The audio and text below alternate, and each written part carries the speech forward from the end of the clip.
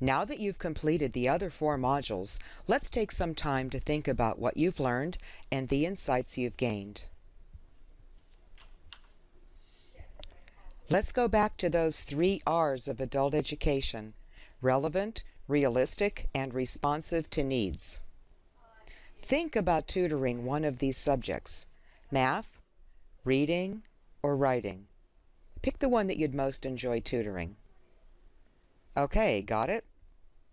Now, what would you want to remember so that you can make your tutoring relevant, realistic, and responsive to your learner's needs? Take a moment to really think about this. This is a moment for reflection and for letting the new information and insights sink in. You might even want to write down your thoughts, so we're going to pause here for a few seconds.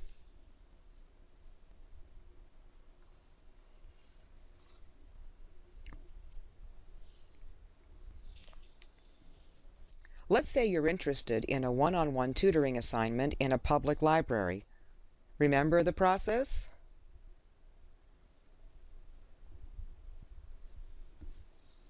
Well, there's a little more to this process.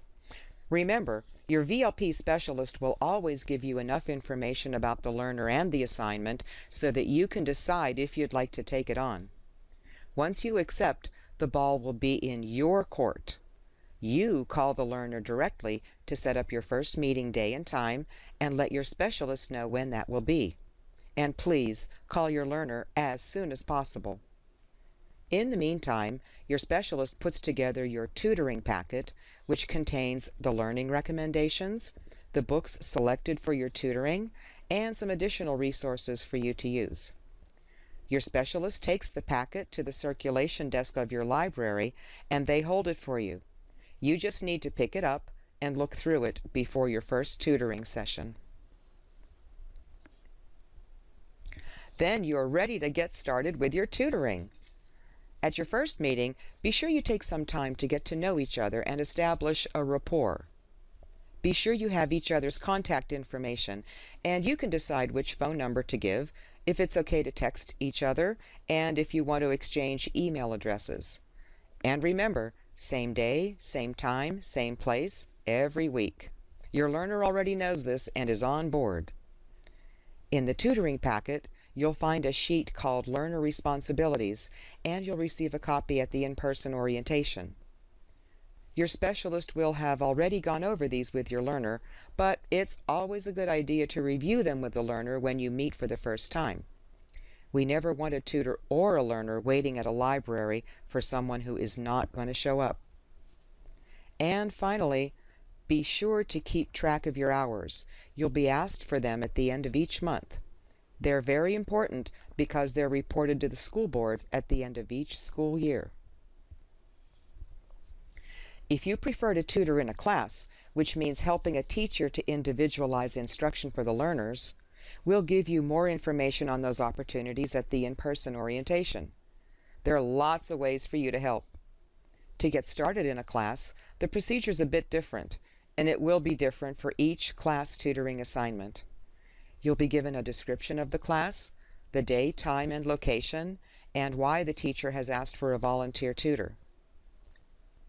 VLP will put you in contact with the teacher and the program and get you started. Don't forget to keep track of those tutoring hours. Now, a few words about VLP and FCPS policies. Keep all information about your learners confidential. Please do not share it in any format. Keep your tutoring relationship professional. Try not to get involved in each other's personal lives. In every tutoring relationship, there's a certain degree of mentoring, but please let us know if your learner needs or wants certain kinds of resources. If we don't have that information, we know people who do. Make sure you have each other's contact information. If you're tutoring in a class, make sure you and the teacher know how to contact each other in case of last-minute changes in plans. Meet only in public places, such as in a library or in a class. If you and your individual learner can't meet in a library for some reason, sometimes our tutors use places like a Panera or a Starbucks. If you need to change your location, be sure to check with your VLP specialist first. Never give rides to or accept rides from learners, as this is against school policy. Don't forget to report those tutor hours at the end of the month. You'll be getting an email from the VLP manager at the end of each month, so please be sure to answer it. We suggest you follow the FCPS inclement weather policy for your tutoring. When the schools are closed, there's no tutoring meeting. At the upcoming orientation, we'll let you know how to always have that information handy. Did you know that your mileage to and from your tutoring may be tax deductible? Check with the IRS. VLP is happy to provide you with a letter of reference or recommendation or a statement of the hours you volunteered while with VLP. Certain FCPS directives also apply to volunteers, so keep in mind that your dress code is one that closely matches any school dress code.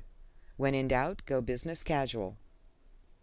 If you sell products or services, please don't try to sell them to your learners. VLP will facilitate your background check.